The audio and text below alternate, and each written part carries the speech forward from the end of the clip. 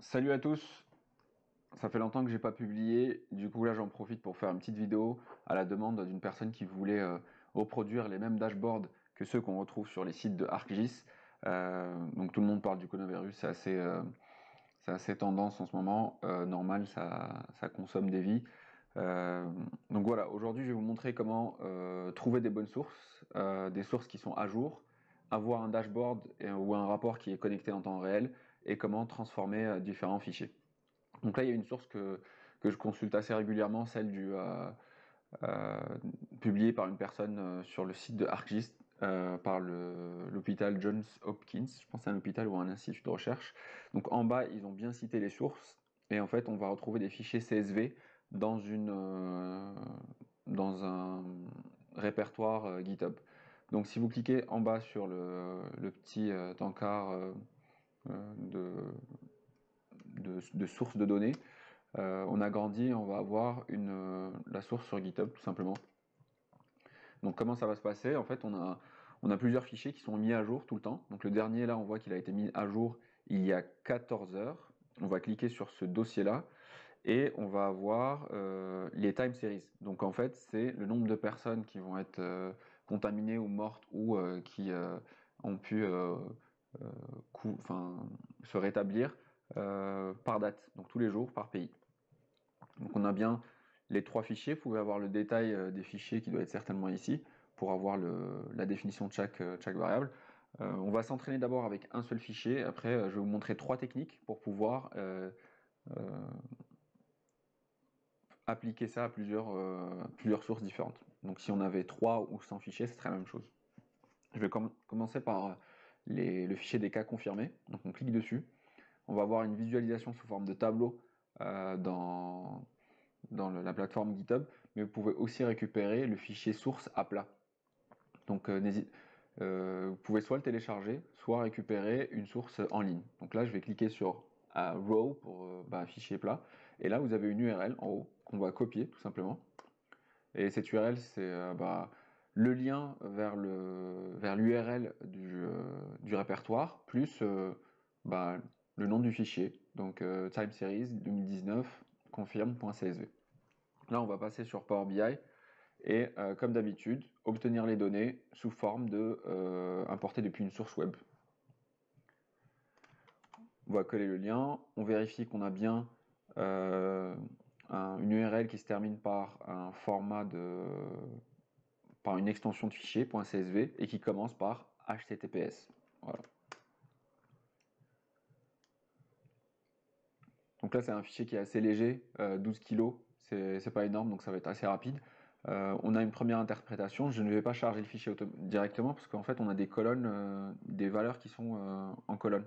Donc c'est une sorte de TCD pour ceux qui connaissent, tableau croix dynamique. Je vais d'abord les transformer, donc je vais faire descendre les en-têtes sur des lignes. Comment ça se présente? Donc comme d'habitude, les premiers réflexes, on renomme les requêtes. Donc là, au lieu de garder tout ça, je vais juste dire K confirmed, par exemple. Mets un peu d'espace. J'ai volontairement augmenté la taille de mon écran, le zoom, pour que tout le monde puisse voir ça même sur son téléphone, s'il est dans les transports ou autre. Donc première ligne, on va aller dans transformer et on va utiliser la première ligne pour les en-têtes. On va dégager colonne 1, colonne 2. Voilà, donc on a une étape qui s'est rajoutée. On va par la suite tiens d'ailleurs, type modifié, je vais l'enlever. Donc c'est une étape automatique parce qu'elle peut me causer des erreurs par la suite, vous allez voir. Donc on a un même nombre de colonnes, mais peut-être que dans les autres tables, on n'aura pas le même nombre de colonnes. En tête promue, type modifié, on arrive là. Et ici, vous allez voir que à partir de la... Donc on a 4 colonnes. Province, État, latitude, longitude. Et à partir de la 5e colonne, on va avoir des valeurs pour chaque jour. Donc ce qu'on va faire, c'est qu'on va procéder à un dépivotage ou unpivot. Vous pouvez soit sélectionner toutes les colonnes que vous pouvez dépivoter, que vous voulez dépivoter, et après cliquer sur dépivoter. Ou sinon, on sélectionne que celles qui ne vont jamais changer, et on va dépivoter les autres. C'est beaucoup plus pratique quand vous avez beaucoup de colonnes, de toujours se baser sur celles qui ne vont jamais changer. En l'occurrence, ici, c'est État, région, latitude, longitude. Donc j'appuie sur la première, j'appuie sur la touche, je sélectionne la première, j'appuie sur la touche CTRL, comme ça je peux sélectionner plusieurs colonnes en même temps. Et après, dans transformer n'importe quelle colonne, on ne va pas appuyer sur dépivoter les colonnes, on va appuyer sur le petit menu pour aller dépivoter les autres. Donc c'est pas celles qui sont sélectionnées, c'est les autres. Et là vous allez voir, on va passer de 39 colonnes, donc c'est écrit en bas, c'est pour ça que je le sais, 39 colonnes à 6. Voilà, 6 colonnes. Donc on a dépivoté toutes les autres. À chaque fois que vous allez dépivoter, vous allez toujours avoir deux nouvelles colonnes qui vont remplacer toutes les autres. C'est attribut et valeur. Attribut, c'est ce qu'il y avait dans les en-têtes, valeur, c'est ce qu'il y avait dans les lignes. Vous pouvez soit les renommer, donc on rajoute une autre étape en double-cliquant sur la colonne et en écrivant date, soit, donc économie d'étapes, on va supprimer cette étape de renommage et on va venir modifier la dernière étape. Parce que dans la dernière étape, on avait déjà dit qu'on voulait que la première colonne s'appelle attribut, donc là je vais dire date, et la deuxième va s'appeler confirmé. Confirmed. Confirmé. Je mets pas les accents parce que je préfère ne pas avoir des problèmes de formatage par la suite. Donc date et confirmé.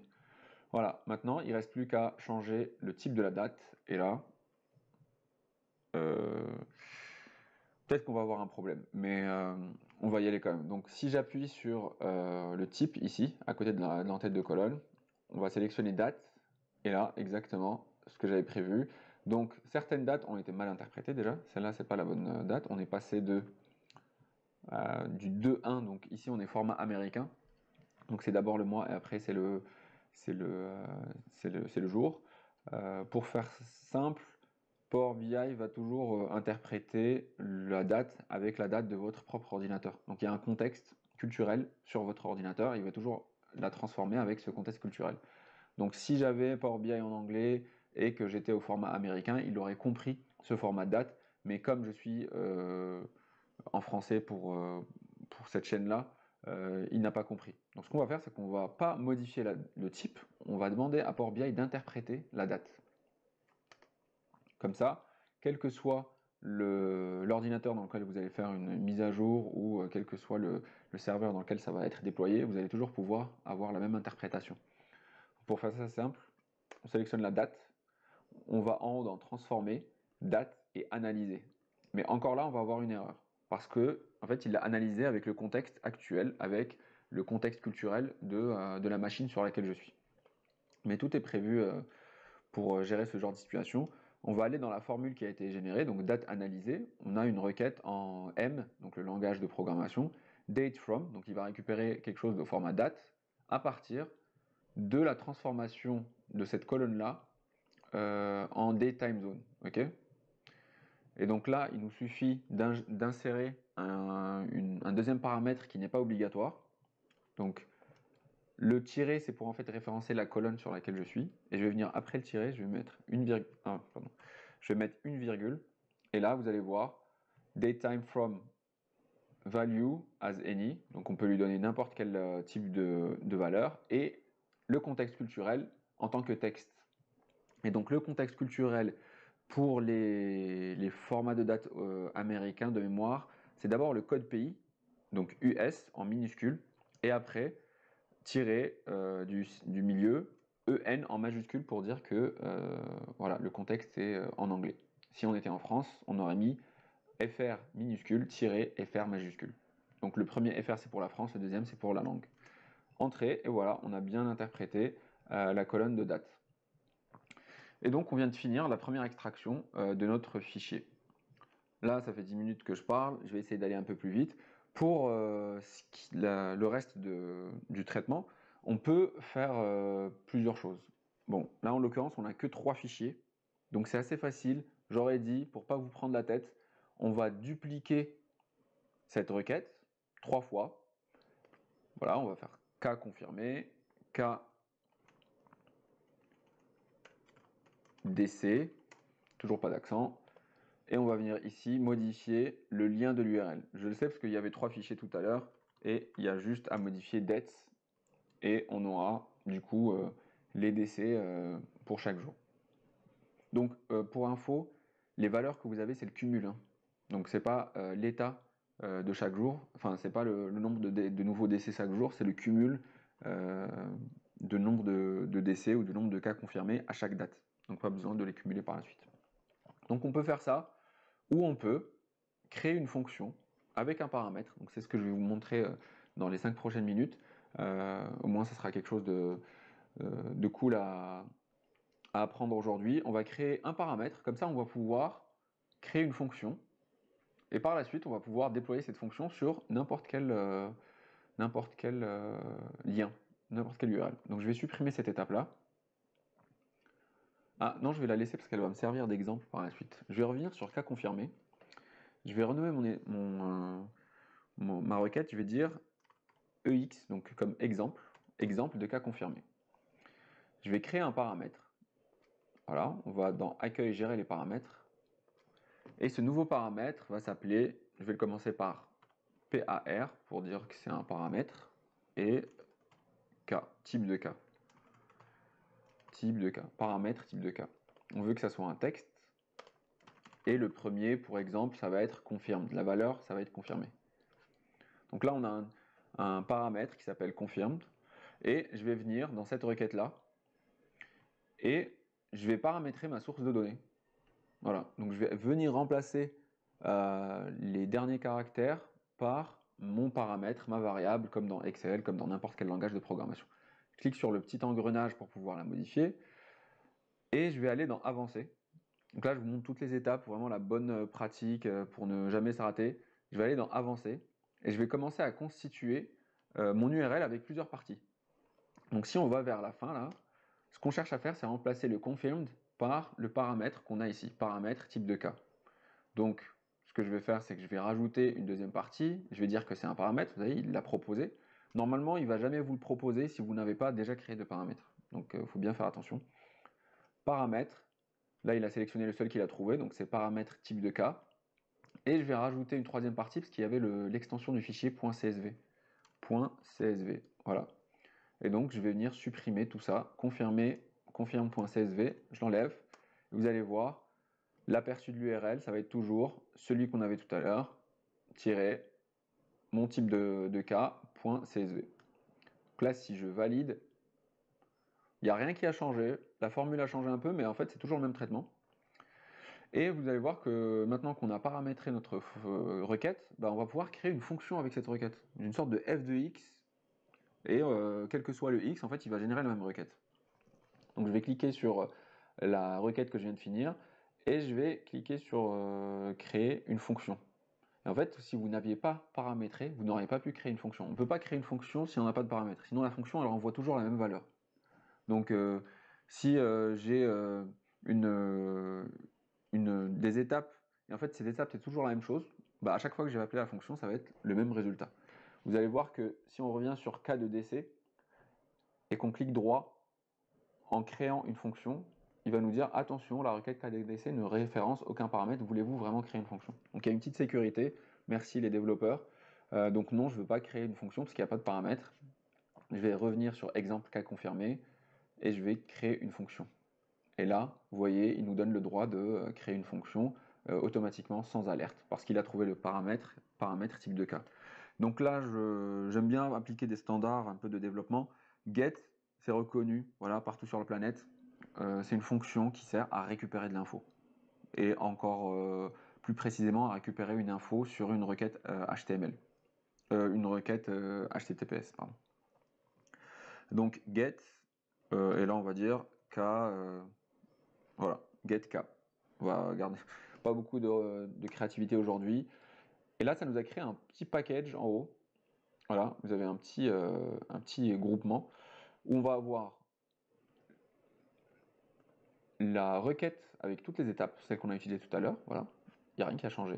Le paramètre qui a été regroupé avec, et cette petite une sorte de requête, mais en fait c'est pas une requête, c'est une fonction f de x. Vous pouvez rentrer des paramètres, et en fait vous pouvez appeler la fonction avec ce paramètre-là, et ça va vous générer une nouvelle requête.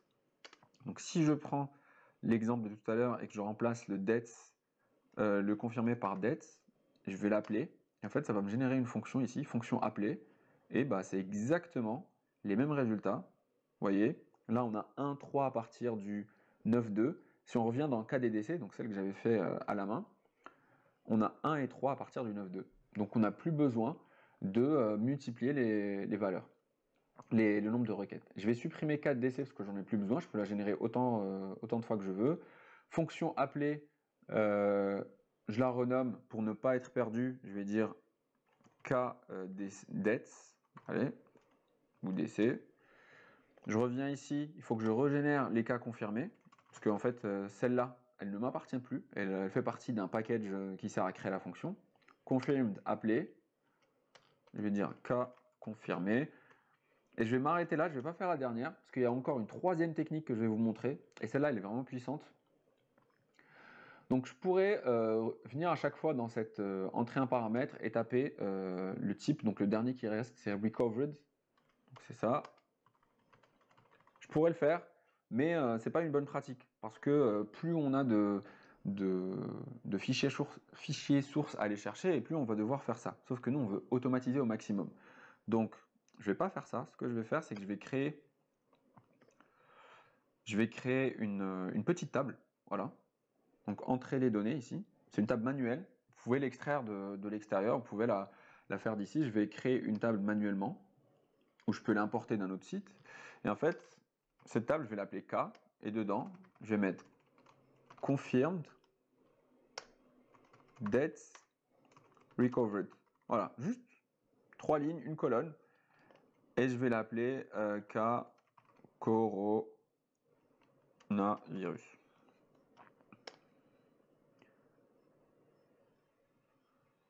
Donc là, j'ai une nouvelle table qui s'est créée. Malheureusement, elle s'est créée. J'avais sélectionné en fait j'étais dans le dossier, donc je voulais pas l'inclure dans ce dossier-là. Je vais la sortir. Clic droit, déplacer vers le groupe, autre requête. Voilà, comme ça, celui-là, ça reste le getK, c'est juste pour récupérer les cas. Voilà, c'est la fonction. Donc ici, on a les cas de coronavirus.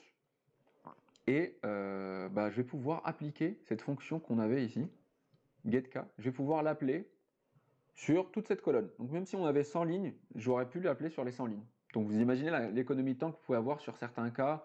J'imagine là par exemple, vous êtes sur SAP, vous êtes de faire des extractions, et les extractions elles sont tellement énormes, vous n'avez pas le droit de faire tous les pays d'un coup. Donc vous devez faire code pays par code pays, ou date par date. Donc là vous créez une liste, et vous importez une dimension, et après vous pouvez appliquer cette fonction-là. Comment ça fonctionne? C'est simple, ajouter une colonne, ajouter donc une colonne à partir d'une fonction personnalisée, et donc là, requête de la fonction, c'est getK, tu vois, il va vous proposer ça. La colonne qui comporte notre paramètre, donc vous voyez tout à l'heure on avait un paramètre type de K, et en fait c'est la colonne K, ou j'aurais pu l'appeler type de K, voilà, pour être un peu plus précis. Et pour le nom, automatiquement, il va l'appeler avec le nom de la fonction qu'on a choisi. Appliquer, et là vous allez voir super vite, il a fait les 3 tables. C'est pas génial? C'est parfait, hein? Donc, on a les 3 cas, je vais déployer mes tables, tout simplement. Là, j'ai une dernière colonne qui s'appelle confirmed, mais vous allez voir qu'en gardant du coup les cas ici, les types de cas confirmés, dates, on va pouvoir les dépivoter, enfin pivoter plutôt, et la colonne, soit on va pouvoir les pivoter, comme ça on a 3 colonnes, on a la colonne confirmée, la colonne dates et la colonne recovered, soit on les garde comme ça et en fait ça fait un type. Voilà, c'est comme vous voulez. Soit vous voulez avoir cette colonne, soit vous voulez en avoir 4 plus 3. Non, 4 plus 6, 7, 5 plus 3. Donc soit 7, soit 8 colonnes. À vous de voir. Mais comme on n'aime pas que le nombre de colonnes change dans une base de données, voilà, on va garder cette colonne, donc cette configuration-là, où on a le type d'individu et le nombre. Au moment du développement, j'aime pas trop le confirmer là. On va venir le modifier ici, tiens. Soit on peut le modifier à la main, donc je renomme nombre d'individus, soit on peut le renommer pendant le déploiement. Vous voyez ici, quand on a développé les tables qu'on avait, Donc quand on passe de cet état-là à cet état, on peut renommer. Donc je peux dire nombre individu. Voilà, tout simplement nombre. Ou je peux encore faire, je laisse comme ça, confirmer, je peux venir faire une modification dans la fonction elle-même. Donc la fonction, elle est assez simple. Il y a la table avec laquelle vous pouvez jouer, vous pouvez tout faire. Le paramètre que vous pouvez faire varier pour faire une autre analyse. Donc là, imaginons que pour m'entraîner à faire la table, je veux utiliser le cas debts. Donc là, ça l'a transformé. Voilà. Et la dernière partie à ne surtout pas toucher, parce que si vous la touchez, en fait, ça va casser le lien. Il y a un lien entre cette table-là et cette fonction. Donc celle-là, elle sert juste à générer, tout simplement. Donc ici, au moment où j'ai renommé les attributs, vous vous rappelez les attributs et les valeurs, je vais venir dire date et nombre d'individus. Voilà, c'est un peu long, mais d'individus. Voilà. Et quand on revient sur les cas coronavirus, on va pouvoir modifier. Donc là, vous aviez toujours confirmé, confirmé, sauf qu'on a changé nombre d'individus. Voilà. Et donc, on aura toujours nombre d'individus et le type de cas. Voilà. Je vais renommer ça type de cas, j'aurais pu le faire plus loin. Je vais supprimer ces deux fonctions-là, ces deux requêtes. J'en ai plus besoin parce que maintenant j'ai une requête automatique. Et si on avait, je sais pas, un énième fichier dans cette base,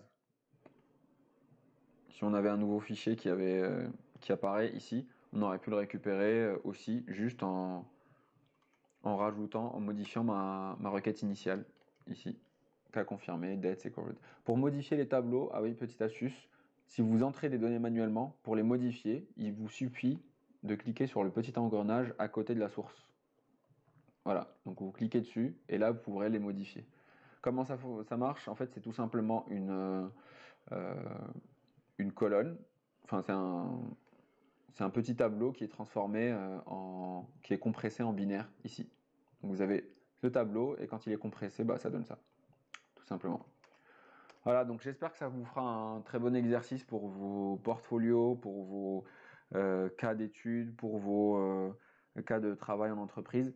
C'est assez puissant de pouvoir construire des fonctions avec des paramètres et ça permet d'automatiser bah, voilà, à l'infini. Donc on espère que toutes les personnes qui se retrouvent touchées par le coronavirus vont se rétablir et en attendant, bonne semaine. N'oubliez pas de boire de l'eau et amusez-vous bien. Ciao!